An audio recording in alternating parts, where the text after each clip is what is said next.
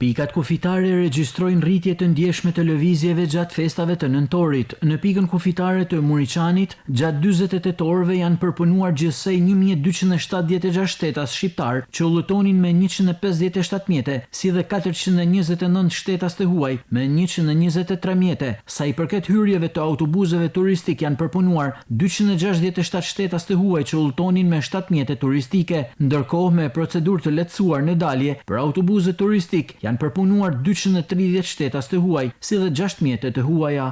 Për shkak të festave të nëntorit, pika e kalimit kufitare Muriçanit po përjeton rritje të ndjeshme të fluksit të hyrje-daljeve. Sipas autoriteteve doganore, fluksi më i lartë rezulton në hyrje gjatë 48 orëve të fundit. Janë kryesisht emigrant, por edhe qytetar nga Malizi, të cilët po shfrytëzojnë pushimet për t'u bashkuar festimeve në qytetin e Shkodrës dhe aktiviteteve të shumta që po zhvillohen në kuadër të javës së pavarësisë.